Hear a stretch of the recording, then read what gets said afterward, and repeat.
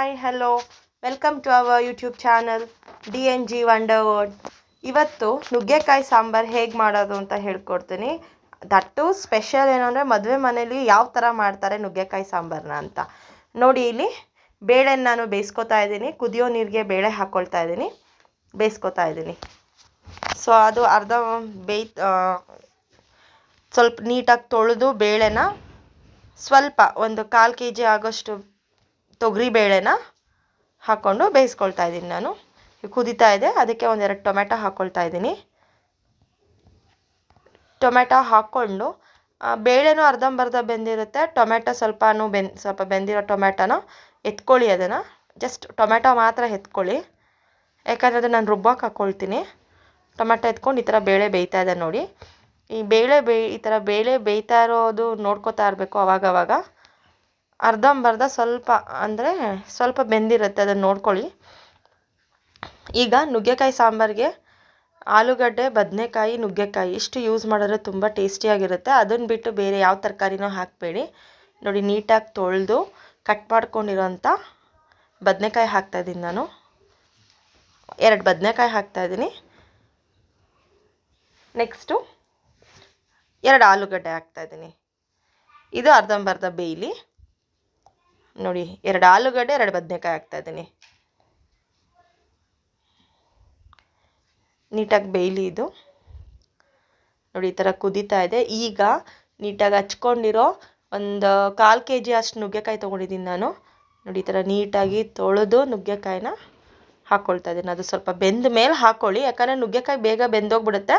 ಆಮೇಲೆ ಇನ್ನೊಂದು ಹೇಳೋಕ್ಕೆ ಇಷ್ಟಪಡ್ತೀನಿ, ದಯವಿಟ್ಟು ಕುಕ್ಕರಲ್ಲಿ ಹಾಕ್ಕೊಂಡು ಕೂಗಿಸ್ಕೊಬೇಡಿ.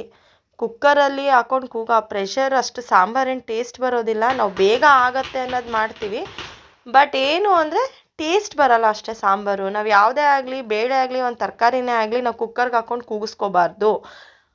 ಈ ಥರ ತಪ್ಪಲೆಯಲ್ಲಿ ನೀಟಾಗಿ ಬೇಯಿಸಿ, ಗ್ಯಾಸ್ ವೇಸ್ಟ್ ಆಗುತ್ತೆ ಅಂತ ಹೇಳ್ಬೋದು, ಬಟ್ ರುಚಿ ಬರಬೇಕು ಅಂದರೆ ನೀವು ಈ ಥರ ಮಾಡ್ಕೊಂಡು ನೋಡಿ. ಯಾವುದು ಪ್ರೆಷರಲ್ಲಿ ಬೇಯಿಸೋಕ್ಕೆ ಹೋಗಬೇಡಿ. ಸೊಪ್ಪು ಅಷ್ಟೇ, ನಾನು ಬೆರಕೆ ಸೊಪ್ಪಿನ ಮೊಸಪ್ಪಲ್ಲೂ ಅದನ್ನೇ ಹೇಳಿದ್ದೀನಿ, ದಯವಿಟ್ಟು ಕುಕ್ಕರಲ್ಲಿ ಹಾಕ್ಕೊಂಡು ಕೂಗಿಸ್ಕೊಬೇಡಿ ನೋಡಿ. ಈ ಥರ ಬೆಂದಿದೆ. ಸೊ ಈ ಥರ ಬೇಯ್ತಾ ಇರಬೇಕಾದ್ರೆ ನುಗ್ಗೆಕಾಯಿನ, ಅದಕ್ಕೆ ಒಂದು ಸ್ವಲ್ಪ ಮಸಾಲೆ ರೆಡಿ ಮಾಡ್ಕೊಳ್ಳೋಣ ಬನ್ನಿ ನೋಡಿ. ಸ್ವಲ್ಪ ಕಾಯಿ ತುರಿ, ಒಂದು ಅರ್ಧ ಹೋಳಾಗೋಷ್ಟು ಕಾಯಿ ತುರಿ, ಒಂದು ಅರ್ಧ ಈರುಳ್ಳಿ ಹಾಕ್ಕೊಂಡಿದ್ದೀನಿ. ಟೊಮೆಟೊ ನಾನು ಆವಾಗಲೇ ಬೇಯಿಸ್ಕೊಂಡು ಎತ್ತಿಟ್ಕೊಂಡಿದ್ನಲ್ಲ ಅದು. ಒಂದು ಈರುಳ್ಳಿ, 2 ಟೊಮ್ಯಾಟೊ,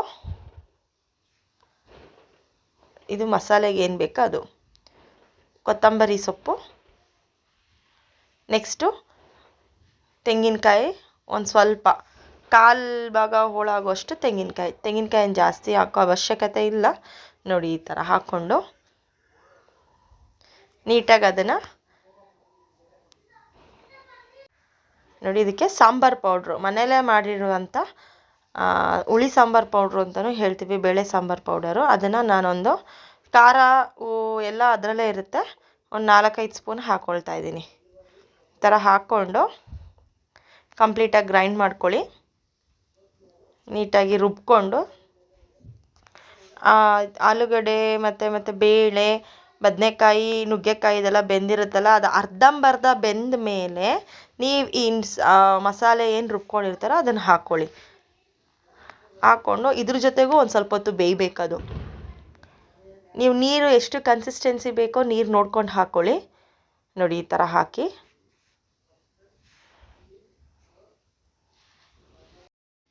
ನೋಡಿ. ಈ ಥರ ಬೇಯ್ತಾ ಇದೆ.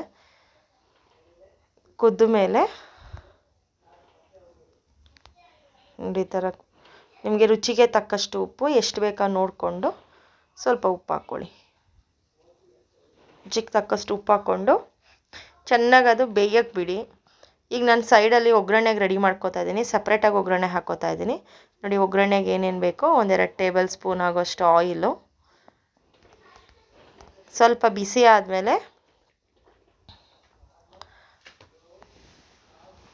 ಆಯಿಲ್ ಬಿಸಿ ಆದಮೇಲೆ ಸಾಸಿವೆ, 1 ಟೇಬಲ್ ಸ್ಪೂನ್ ಆಗೋಷ್ಟು ಸಾಸಿವೆ ಹಾಕ್ಕೊಂಡಿದ್ದೀನಿ ನಾನು.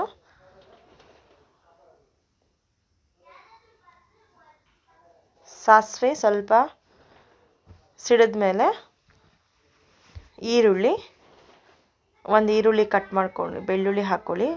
ಒಂದು 2-3 ಹೆಸರು ಬೆಳ್ಳುಳ್ಳಿ ಜಜ್ಕೊಂಡಿದ್ದೀನಿ, ಈರುಳ್ಳಿ ಕಟ್ ಮಾಡ್ಕೊಂಡಿದ್ದೀನಿ. ಹಾಕ್ಕೊಂಡು ಚೆನ್ನಾಗಿ ಫ್ರೈ ಆಗಲಿ ಅದು. ನೋಡಿ ಈ ಥರ ಫ್ರೈ ಆದಮೇಲೆ ಬೇಯ್ತಾ ಇದೆ, ಅದು ಫ್ರೈ ಆಗ್ತಿದೆ. ಫ್ರೈ ಆದಮೇಲೆ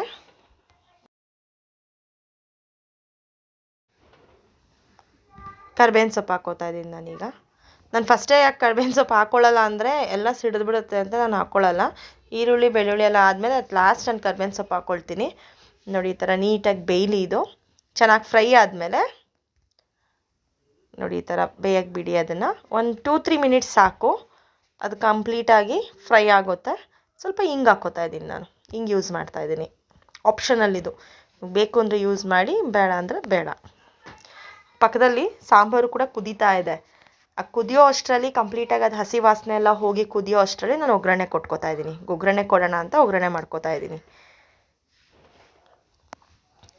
ನೋಡಿ ಈಗ ಫ್ರೈ ಆಗಿದೆ ಇದು. ಈಗ ಒಂದು ಸ್ವಲ್ಪ ಸಾಂಬಾರು ತೆಗೆದು ಅದಕ್ಕೆ ಹಾಕ್ಕೊಳ್ಳೋಣ. ನೋಡಿ ಯಾವ ಥರ ಘಮ ಅಂತೂ ತುಂಬ ಚೆನ್ನಾಗಿರುತ್ತೆ. ಮಾಡ್ಕೊಂಡು ನೋಡಿ. ಹುಣ್ಸೆಹಣ್ಣು ಹುಳಿ ನಾನು ಟೊಮೆಟೊ ಹಾಕಿದ್ದೀನಿ, ನಿಮಗೆ ಬೇಕು ಅಂದರೆ ಹುಣ್ಸೆಹಣ್ಣು ಹುಳಿ ಸ್ವಲ್ಪ ಕಿವುಚ್ಬಿಟ್ಟು ಹಾಕ್ಕೋಬೋದು. ಹುಳಿ ನೋಡ್ಕೊಂಡು ಹಾಕ್ಕೊಳ್ಳಿ. ನಾನಿಲ್ಲಿ ಟೊಮೆಟೊನೇ ಸಾಕು ಅಂತ ಸುಮ್ಮನಾಗಿದ್ದೀನಿ.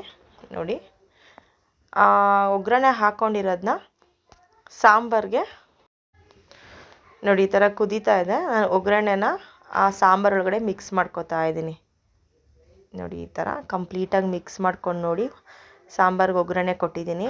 ತುಂಬ ಚೆನ್ನಾಗಿರುತ್ತೆ ಮುದ್ದೆಗೆ, ಇದಕ್ಕೆಲ್ಲ. ನೀವು ಮಸಾಲೆ ರುಬ್ಬಲಿಲ್ಲ ಅಂದರೆ ಹಾಗೇನೂ ಮಾಡ್ಕೋಬೋದು.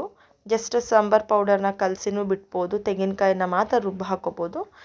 ನೋಡಿ ಹುಣ್ಸೆಹಣ್ಣು ನನಗೆ ಸಾಕಾಗದೆ ಬಂತು, ಸೊ ನಾನು ಹುಣ್ಸೆಹಣ್ಣು ಹುಳಿ ಹಾಕ್ಕೊಳ್ತಾ ಇದ್ದೀನಿ. ಅದು ಆಪ್ಷನಲ್, ನಿಮಗೆ ಬೇಕು ಅಂದರೆ ಹಾಕ್ಕೊಳ್ಳಿ ಹುಣ್ಸೆಹಣ್ಣು ಹುಳಿ. ಲಾಸ್ಟಲ್ಲಿ ಒಗ್ಗರಣೆ ಎಲ್ಲ ಆದಮೇಲೆ ನೋಡಿ ಸೂಪರಾಗಿರೋ ಒಂದು ನುಗ್ಗೆಕಾಯಿ ಸಾಂಬಾರು ರೆಡಿ ಆಯಿತು. ಮುದ್ದೆ ಜೊತೆಗೆ ತುಂಬ ಚೆನ್ನಾಗಿರುತ್ತೆ. ಇನ್ನು ಯಾರ್ಯಾರು ಸಬ್ಸ್ಕ್ರೈಬ್ ಆಗಿಲ್ವೋ ನಮ್ಮ ಚಾನಲ್ನ ಸಬ್ಸ್ಕ್ರೈಬ್ ಮಾಡ್ಕೊಳ್ಳಿ, ಫಾಲೋ ಮಾಡಿ, ಶೇರ್ ಮಾಡಿ, ಲೈಕ್ ಮಾಡಿ. Thank you.